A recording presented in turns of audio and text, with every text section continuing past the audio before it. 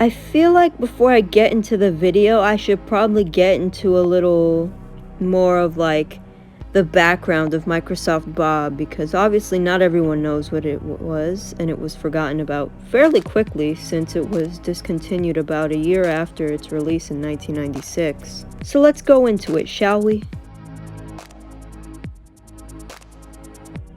So according to Wikipedia, Microsoft Bob is a Microsoft software product intended to provide a more user-friendly interface for the Windows 3.1x, Windows 95, and Windows New Technology operating systems, supplementing the Windows Program Manager.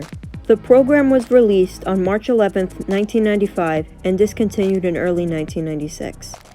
Microsoft Bob presented screens showing a house with rooms that the user could go containing familiar objects corresponding to computer applications. For instance, a desk with a pen and paper, a checkbook, and other items. Now I feel like the next section is going to be the most interesting, because they hyped the shit out of Microsoft Bob. Yeah, remember how I said they hyped the shit out of Microsoft Bob? I'm really not joking, they really did hype the shit out of it. Just look at all this shit that popped up on eBay when I searched up Microsoft Bob. I actually decided to draw out an accurate representation of the average Microsoft Bob fan. I think this is pretty fucking accurate. And of course, with all that hype from Microsoft, people had very high expectations for Microsoft Bob. And so finally, when the day came, March 11th, 1995, Microsoft Bob was released to the world, and literally no one fucking liked it. Like, it was a massive failure on Microsoft's part. Some of the biggest issues people had with Microsoft Bob were the assistants. You know, the characters that were supposed to help. People definitely found them a lot more annoying than helpful.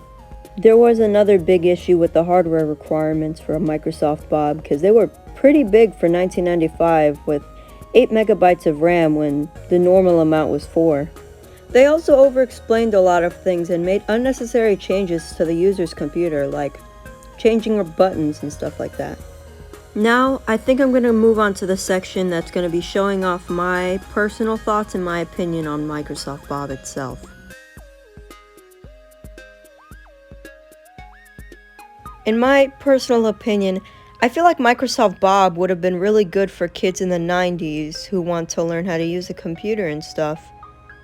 Because one of the biggest criticisms was that it was oversimplified, so it should be good and easy for kids to learn, right? I also think that Microsoft probably shouldn't have hyped up the shit out of Microsoft Bob, because then maybe it wouldn't have flopped as hard, because all the hype heightened people's expectations for Microsoft Bob, and they made it look like, oh, it was such a great thing, when really it was kind of subpar. I feel as if Microsoft Bob probably would have done a lot better if it was targeted towards children. But yeah, that's about it for this video. If you want to see more of this kind of stuff, make sure to let me know in the comments, and hey, maybe even like the video. I'd appreciate that a whole lot, and it would help out the channel. I will see you all on the flip side. Bye!